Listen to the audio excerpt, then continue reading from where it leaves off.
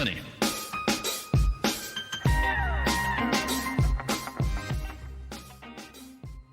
Tina Mitchell here with your Money Chat. The Fed meeting is now behind us. They increased the pace of their taper from 15 billion per month to 30 billion.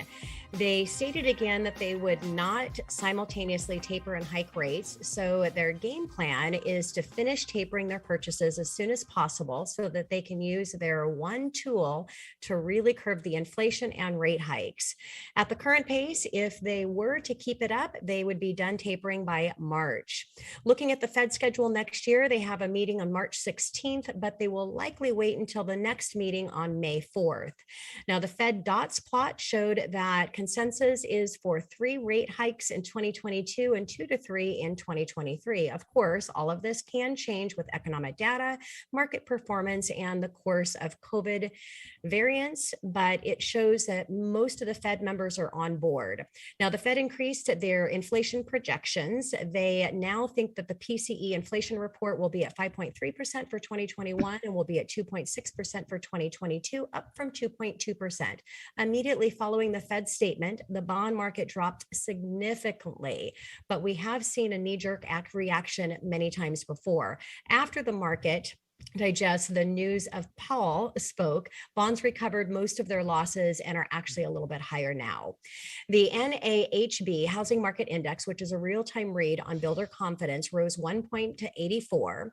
The internals showed that present outlook increased 1 point to 90. Outlook for the next 6 months remained at 84, and buyer traffic increased 1 point to 70. Readings above 50 in this index signals expansion, so the most recent reading of 84 is very strong. One of the nation's largest home builders, Lennar, had some comments on their viewpoint on the housing market, quoting, "Our record fourth quarter results reflected both continued strength in the housing market across the country and continued housing supply shortened driven by limited entitled land, labor, and supply chain constraints and tenure of the production shortfall."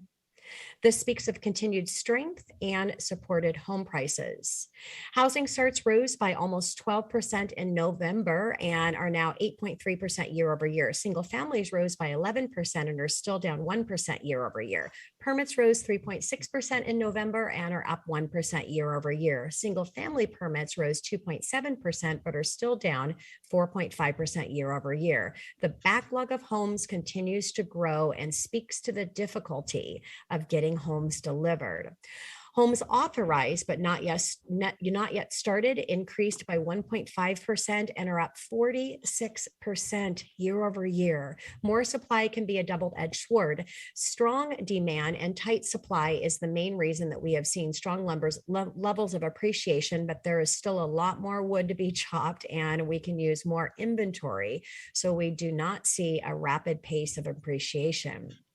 Now, the Cass Freight Index showed that shipping costs rose to a new record high, rising 8% in November and 44% year over year. From an inflation standpoint, we are continuing to see supply chain disruptions causing higher prices and contributing to higher goods.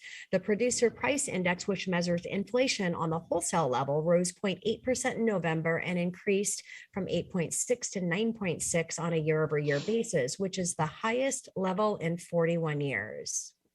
The core PPI rate, which strips out food and energy prices, rose 0.7% in November and 7.7% year over year basis, rising from an already hot 6.8%. Now, there are no signs of producer prices easing, which often leads to hotter consumer inflation levels as they pass those on to consumers.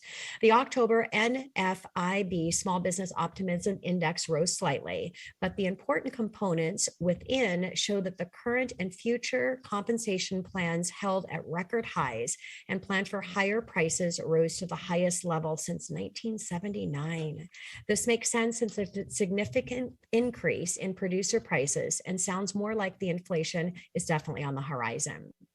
Initial job claims, which measures individuals filing for unemployment benefits for the first time, increased 18,000 to 206,000, coming off of a 52-year low, still at strong levels. Continued claims, which measures individuals who continue to receive benefits, decreased 154,000 to 1.85 million, which is a post-pandemic low. Nothing new here. Employers are having a hard time finding new workers and reducing their pace of firing. The MBA released their mortgage application data for last week, showing that overall applications increased.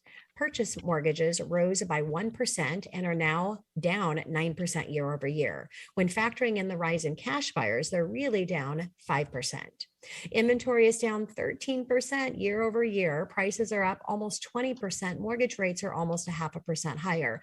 Refinances fell by 6% after rising 9% in the previous report. They are now 41% year over year. Refinances made up 63% of all transactions, down from 64%. And that's your money chat for this week.